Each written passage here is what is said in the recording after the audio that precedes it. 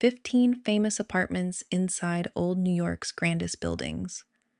New York's old luxury apartment houses were home to some of the most famous figures in film, music, literature, theater, society, and politics. The Dakota, Old Hollywood, and cultural mythology. Lauren Bacall at the Dakota. Lauren Bacall bought her apartment at the Dakota in 1961 and lived there for 53 years. The Dakota, completed in 1884, helped make large-scale apartment living acceptable to wealthy New Yorkers who had once preferred private houses. Bacall's apartment became one of the building's best-known interiors. Photos show art-covered walls, antiques, portraits, books, patterned rugs, ceramics, and decades of collected objects. It looked accumulated over a lifetime, with the glamour of Hollywood filtered through the habits of a serious Manhattan collector. Judy Garland's former apartment at the Dakota. Judy Garland's former Dakota apartment shows the scale of early luxury apartment living. The residence has been described as about 4,700 square feet, with 9 rooms, 13-foot ceilings, a formal dining room, a library, courtyard views, and 7 wood-burning fireplaces. Its pre-war details included tall rooms, French doors, fireplaces, formal entertaining spaces, and the privacy of the Dakota's inner courtyard. That scale gives the apartment a strange poignancy, a grand private setting connected to one of the most public performers of the 20th century. John Lennon and Yoko Ono at the Dakota. John Lennon and Yoko Ono moved into the Dakota in the 1970s. After Lennon's death outside the building in 1980, the Dakota became one of the most recognized residential addresses in the world. Their Dakota interiors, seen in later photographs of Yoko Ono at home, suggest an eclectic, lived-in artistic space, with books, art, music, and personal objects. Inside one of the city's most formal buildings, the rooms carried the marks of work, family, sound, and constant creative life. The Osborne, Carnegie Hall, elegance and classic film glamour. Leonard Bernstein at the Osborne. Leonard Bernstein lived at the Osborne, one of New York's oldest surviving luxury apartment houses. The Osborne was built between 1883 and 1885 near Carnegie Hall, and its location made it especially attractive to musicians and performers. The building is famous for its lobby, with mosaics, marble, rich color, and a Gilded Age sense of arrival. An Osborne apartment associated with Bernstein has been described with 14-foot ceilings, oak parquet floors, mahogany paneling, plaster crown moldings, Tiffany studios, leaded glass transoms, and 5 wood-burning fireplaces. The apartment scale made sense for Bernstein's life near Carnegie Hall: formal rooms, fireplaces, wood paneling, and details built for a serious pre-war address. Robert Osborne at the Osborne. Robert Osborne, longtime host of Turner Classic Movies, owned apartments in the Osborne. He reportedly toured his first unit there with Bette Davis.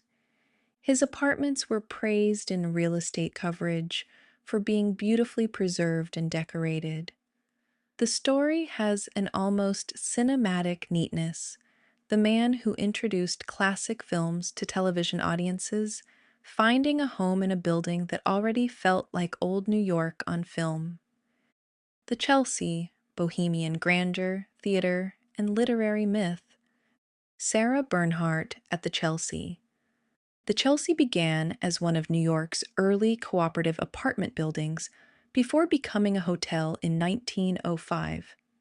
Sarah Bernhardt's name belongs to the Chelsea's earliest layer of glamour, when the building still carried the feeling of a theatrical residence before it became the later rock and literary landmark.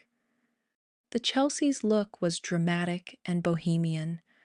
Red brick, iron balconies, tall rooms, studio spaces, and a creative atmosphere far removed from Park Avenue formality. Long before the building became famous for poets, rock musicians, and downtown mythology, Bernhardt gave it an older kind of stage glamour. Mark Twain at the Chelsea. Mark Twain is another major name connected to the Chelsea. His association with the building helps explain why the Chelsea became such an important literary address. The exact details of Twain's rooms are less firmly documented, so his entry is really about the Chelsea's early identity: writers, performers, long corridors, eccentric rooms, and the feeling of an artistic colony under one roof.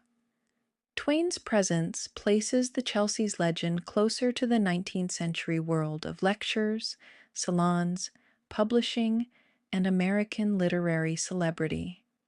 Arthur Miller at the Chelsea. Arthur Miller lived at the Chelsea after his divorce from Marilyn Monroe.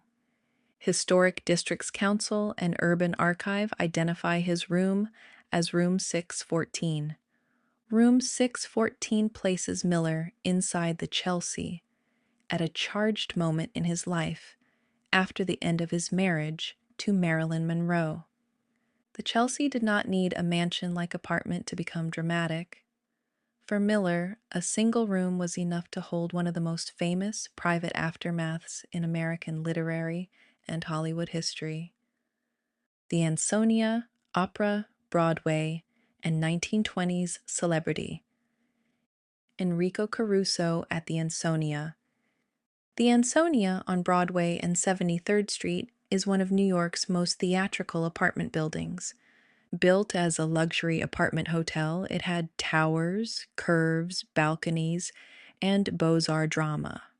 One of its most famous residents was Enrico Caruso, the Italian tenor. The building's palatial scale suited a man whose voice had filled opera houses, and its location placed him inside the Upper West Side world that attracted musicians, conductors, and performers. Florenz, Ziegfeld, and Billie Burke at the Ansonia. Florenz, Ziegfeld, and Billie Burke are among the Ansonia's strongest glamour names.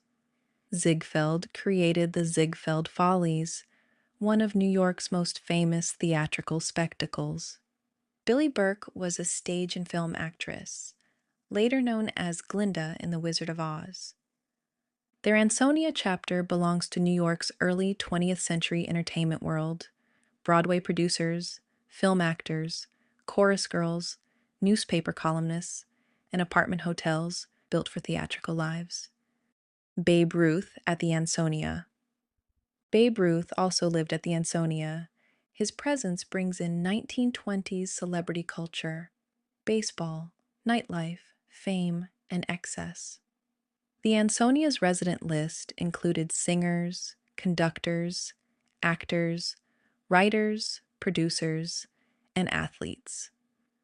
Ruth's association gives the building a more boisterous side, with ballparks, late dinners, crowded lobbies, and sports stars whose private lives were followed almost as closely as their games. The Apthorp, writers, performers, and Upper West Side grandeur. Nora Ephron at the Apthorp. Nora Ephron gives the Apthorp one of its best apartment stories. The Apthorp was completed in 1908 for William Waldorf Astor and occupies a full block on the Upper West Side. It is known for its courtyard, arched entrances, and large pre-war apartments. Ephron wrote about falling in love with an apartment there in 1980, after the end of her marriage to Carl Bernstein.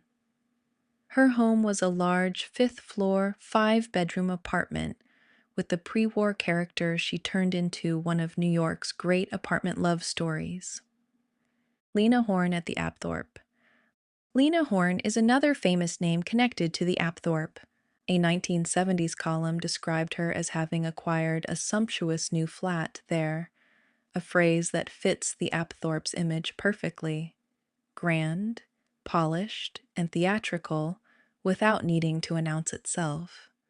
Her presence brings Hollywood, Broadway, music, beauty, and civil rights history into the building's story. The exact rooms are less documented, so this entry rests on the larger image. Horne arriving at a grand Upper West Side address with the same poise she brought to stage and screen. Fifth Avenue and Park Avenue, society apartments and guarded privacy. Brooke Astor at 778 Park Avenue. Brooke Astor's duplex at 778 Park Avenue was one of the great society apartments of New York. The building belonged to the elite pre-war Park Avenue world associated with Rosario Candela, where full-floor apartments, private landings, terraces, and formal rooms defined old New York society living.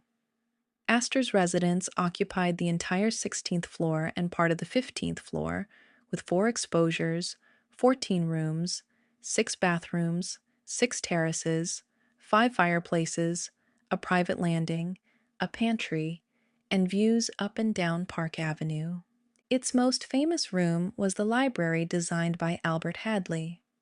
Architectural Digest described the bookcases as painted in 10 layers of oxblood enamel and trimmed with brass. That oxblood library became the apartment's signature: glossy, book-lined, formal, and unmistakably Brooke Astor. Jacqueline Kennedy Onassis at 1040 Fifth Avenue. Jacqueline Kennedy Onassis's apartment at 1040 Fifth Avenue is the natural finale. The building was completed in 1930 and designed by Rosario Candela. Jackie bought her apartment there in 1964 after President Kennedy's assassination and lived there until her death in 1994. The residence has been described as about 5,300 square feet, with 5 bedrooms, 5.5 bathrooms, a library, conservatory, dining room, 2 terraces, and 3 fireplaces. Its views looked over Central Park toward the Metropolitan Museum of Art. The apartment joined several threads of Jackie's later life: books, museums, publishing, preservation, family, and a kind of New York privacy built from high floors, guarded entrances, formal rooms, and carefully protected routines.